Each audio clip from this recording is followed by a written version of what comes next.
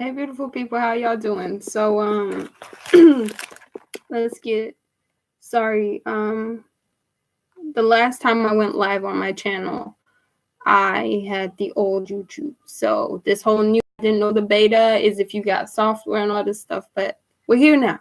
I'm so sorry. So about like 8 minutes late or something. I spoke to my Instagram folks pertaining to this matter, and then I thought, why not spread it over into YouTube? So I have an audience here too. So let's get these introductions in. Hey, everyone on Instagram for a very long time, despite people telling me to try the platform. And when I finally got onto Instagram, I found out that there was a big poetry, writers community, and they embraced me. You gain followers, you lose some. You have people that have been with me from very much the first week that I got on Instagram, which I would say was like May 2016. So yeah, I'm over on Instagram.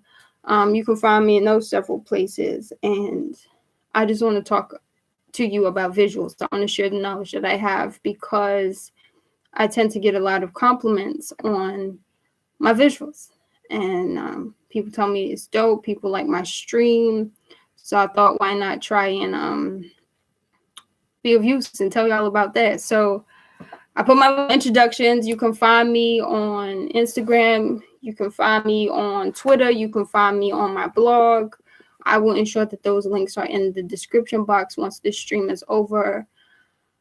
Whew, I gotta breathe. Pumping out information. And yes, it's a great sunny day today, so I'm really happy about that. And where else can you find me? You can find me on YouTube, of course. Feel free to go look through my uploads and yeah, enjoy yourself. Where else can you find me? You can find me on YouTube. You can find me on Instagram. You can find me on my blog. You can find me on Facebook. And I don't know if anybody's here. Is anybody here? I can't see. Yeah, I can't see nobody yet. But it doesn't matter. I want to say thank you to anybody who will watch this stream right now with me, who may or may not have access to the chat, and anybody that will watch this stream over. I only want to take 35 minutes max for this stream. And, you know, if there's any course to make it shorter next time when we want to talk about something else or longer, I will accommodate that based on your feedback, your comments.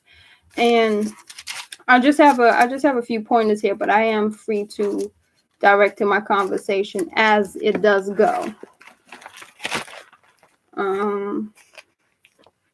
I want to thank y'all for being with me on this journey thus far. It's been a lot of lessons,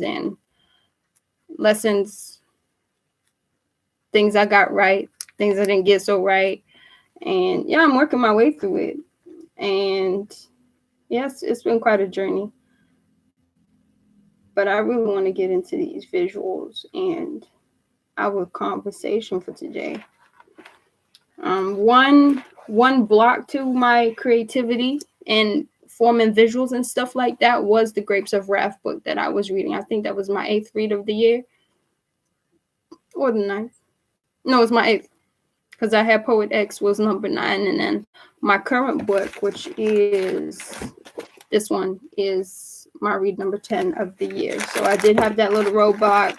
Text was small, but it helped me as a writer to really visualize some things. Again, with visuals, I think the more you read as a writer, as a poet, it helps you to better visualize the stories that you will tell, how you will tell those stories, how you will make the person watching feel like this is their story too. This is their experience. This is a train. This is their form of transit that they are allowed to sit down on or stand up on or hang on to it sometimes, or be loose from, or be away from, or identify with, or engage with, or just be a, observant, or just a bystander.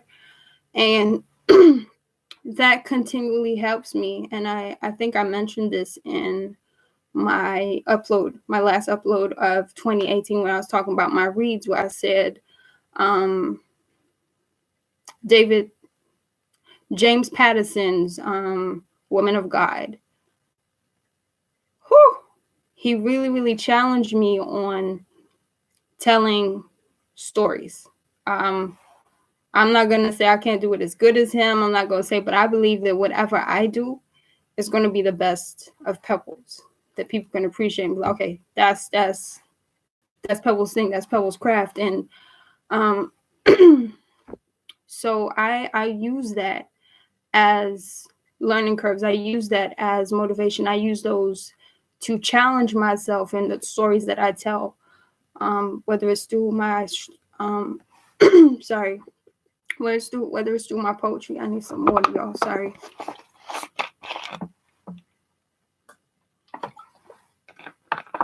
I underestimated how dry my throat could get. So I use that to help me tell the stories that I am meant to tell, the places I'm meant to go with those stories, and who I'm going to help to have that boldness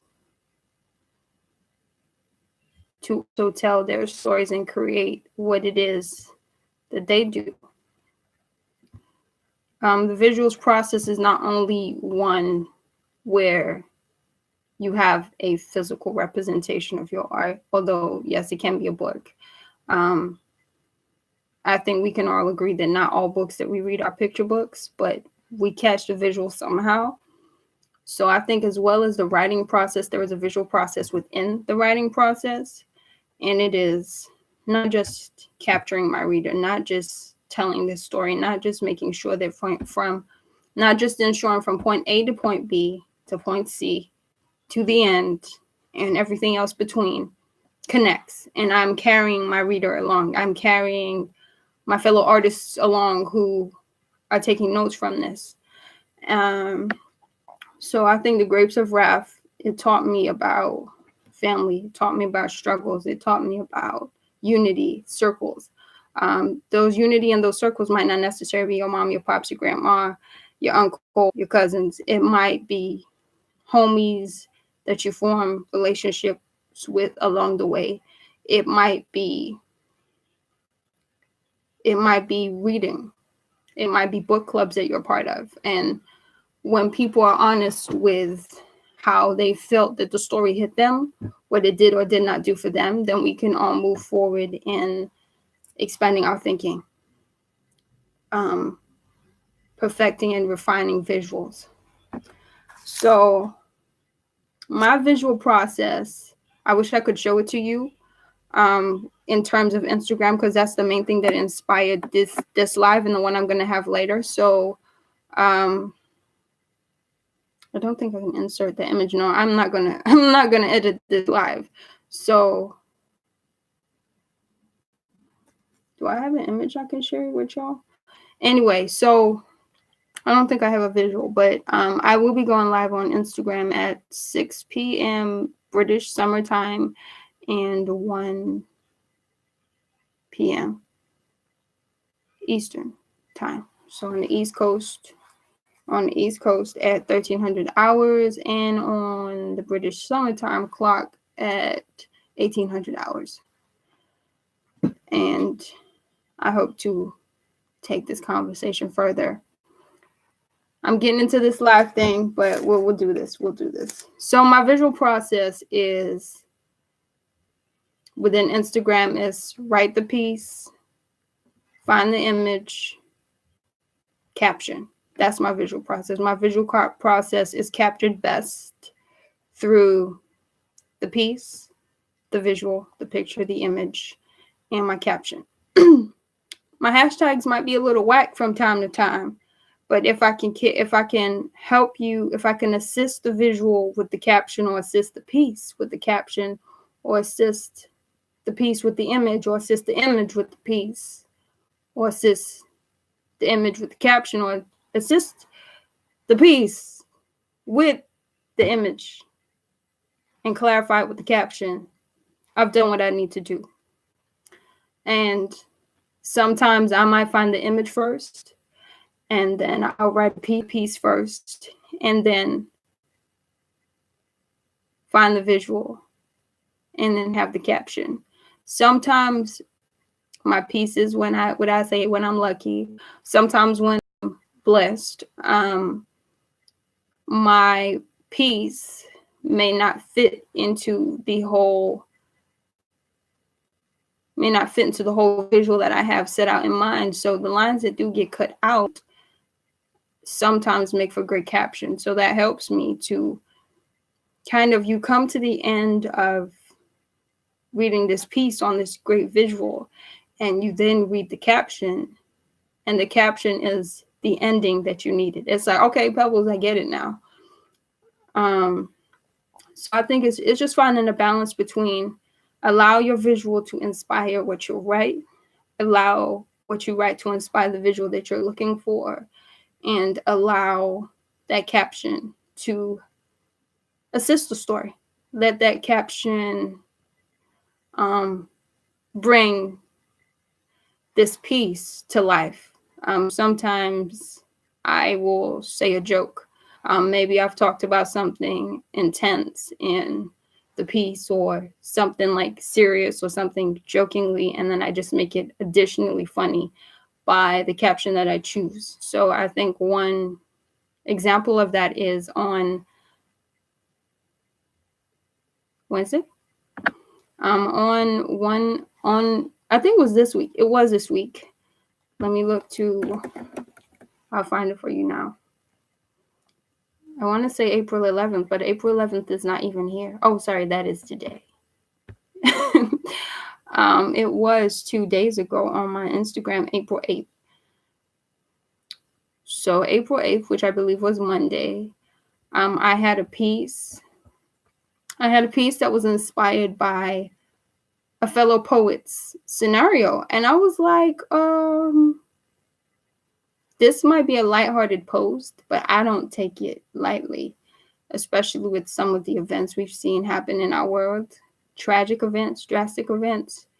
So I said, what best can I do to not suppress the response I have on the inside of me, and respond in a way that the world can react to, or respond to, or engage with, that doesn't seem so rejection. I reject in this, like, keep those extremities away from me, those extreme views away from me. So I came up with a piece, and I think the first few lines start off with me as a response, like, to this scenario. And then I went further in my caption to, like, make that real and make people realize it, how much it touched my heart. And this one came home. This one was personal. And if you feel the same way, yo, I stand with you. I feel the same way. Sorry, y'all. So I use that caption to kind of tell the truth, to kind of joke, but bring it right back to the reality and the matter that we had at hand with this piece that I wrote, and the scenario that it had involved with it. I then further put a visual to that. I found something that I felt would not distract the reader too much from the story I'm trying to get them to engage with, and rather assist the story with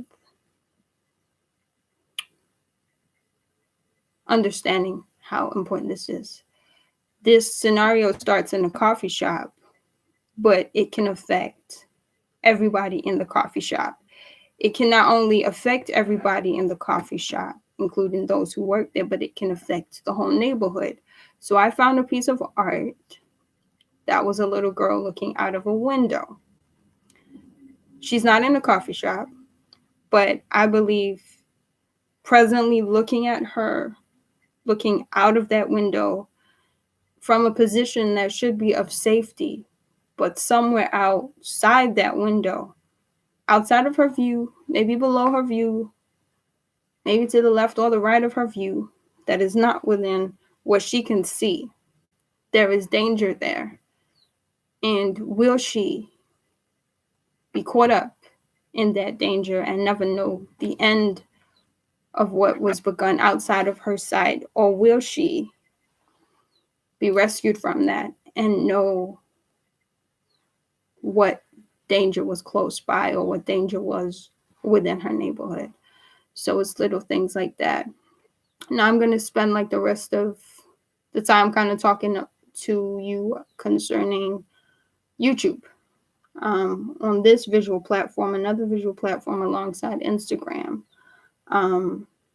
I deal with the struggles and inspirations of being a poet, trying to tell a story, trying to share my gift, and constantly finding the unconventional ways or creative ways in which I can tell my stories. I can introduce you to my work each time. I can introduce you to me in several different ways, and how you can interact with that, share that, enjoy that, engage with that, comment on that, and feel that. So I'd say that I recently had a piece that should have gone up before this live stream, but someone told me that I could do so much more with the concept that I had in mind. So the struggle is sometimes in wanting to create a concept and do the best that you can without too much help and not relying on other people. You will have gaps in your consistency, and you shouldn't feel bad about that. You will have good ideas. You will put that out. People will appreciate it. But someone on the other side of the screen, someone on the other side who might know you a little more than the people who are satisfied or applaud what you do, may think that you could have done something better. But it's a process. It's a visual process that you go through. You have the visual, you create the concept, you execute the concept, you upload it onto the tube. How are they going to react? Do they like it? Do they not? And I think that's just the beginning of letting go of your fears sometimes, letting go of the perfectionism, and just creating. The visual process is constant ups and downs. It is finding the words and not yet having the visual. It is having the visual and not yet having the words sometimes. It is creating and filming locations. It is creating and filming spaces, places, faces, and not yet having the stories you will tell.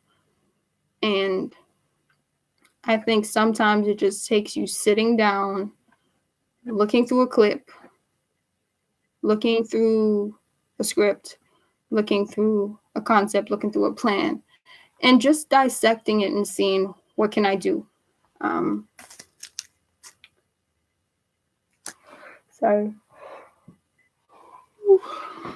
What can I do? I held on to a concept, a post called Touching the Hem of His Garment for too long. I don't know if it goes as far back as 2016 or 2017, but I was like, you're sitting there, you have an outline, you didn't have a visual, I found a visual, you're still sitting there, we haven't done anything. So I think pick your concepts one by one. Pick your visuals one by one. And just try to plan out the stories that you want to tell with this piece. You have notebooks for a reason, which is one of the first things I said in episode 1 of Pebbles Writes This, is your tools that are available to you. You can film yourself speaking out this concept, acting out this concept, going to parks, going to monuments, going places and just pointing at things. And like, I think this would, you could stand here, you could do this, you could do that, blah, blah, yada, yada, yada. And just work your way through what it is that you want to do. And from there, just take it to the next step of, okay, this is the idea I've got. I'm going to create 30 minutes out of my schedule today. Well, take 30 minutes out of my schedule to create something towards this project. Doing it in bite-sized chunks, you will eventually get there. It might look like patchwork, what I like to call patchwork poetry. I have plenty of patchwork poetry. And it is sometimes I write this piece, like came to mind. I'm starting to get better with noting stuff that comes to mind. I write this piece, and when I get to paper, I got like the first 2 lines correct, and I've just added like, I don't know, to the end of it. So I just leave that.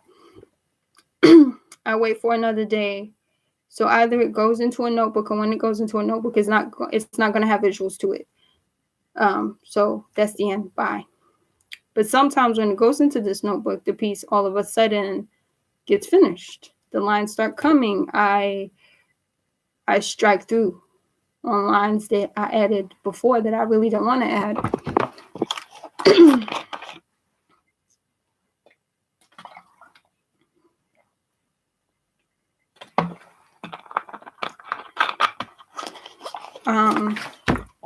Sometimes I have a piece for a visual that I have.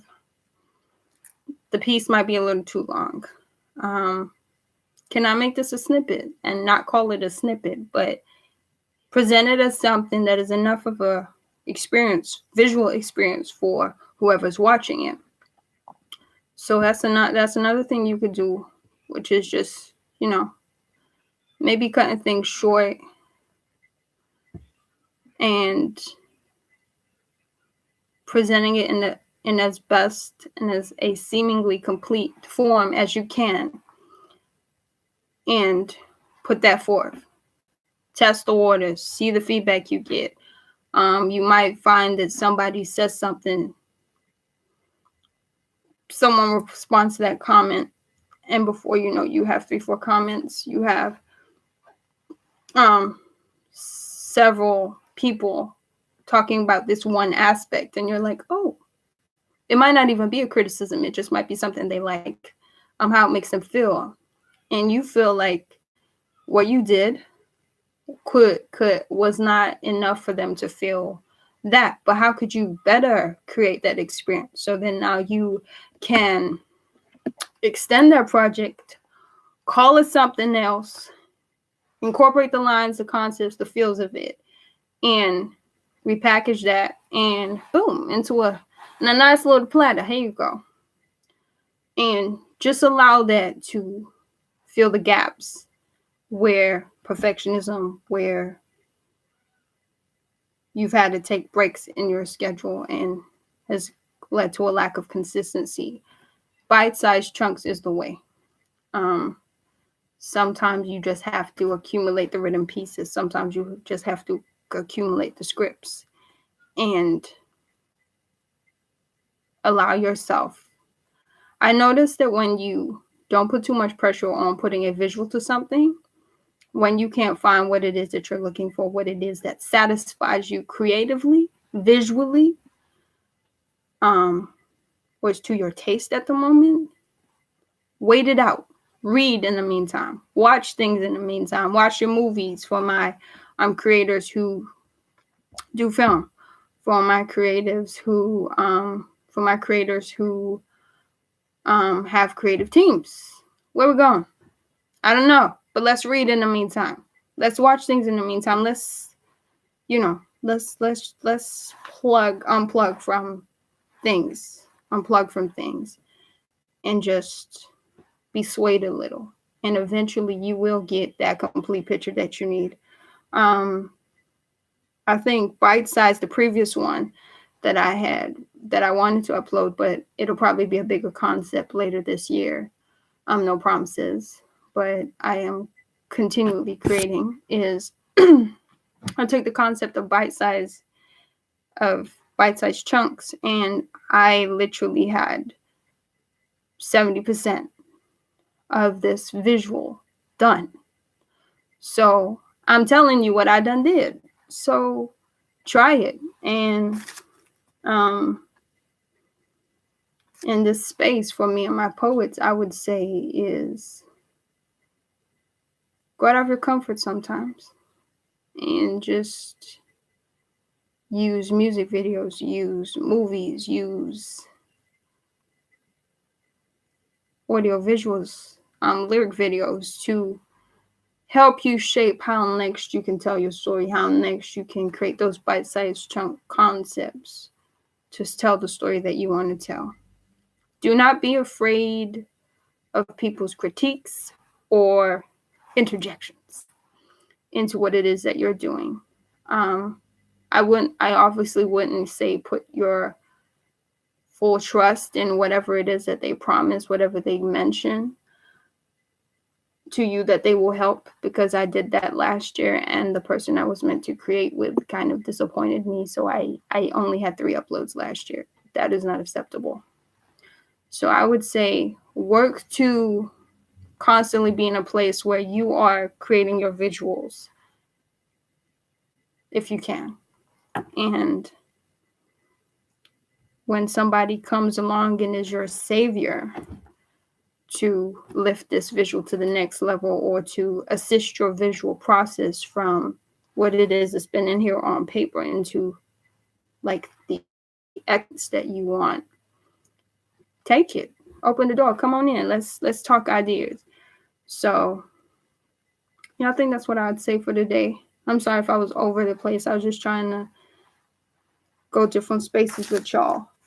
And before we end this live, I just want y'all to let me know, like, did you learn anything? Did you catch anything? Is there anything new you'd like to see from me? Is there anything you'd like to see me try? I'd like to think my DMs are open. I do have a few creative friends who send me videos and concepts and new visuals of people I'd never see in my YouTube watch page, people I'd never see in my Instagram explore page, people I'd never see in my feeds or hashtags that I look for on Twitter. And yeah, it really helps my visual process. It really helps me to think of going outside the box. And there has been 1 or 2 occasions where a concept I had in mind, I saw somebody execute, and I was like, really? That's how you do that? So yeah, just try different things.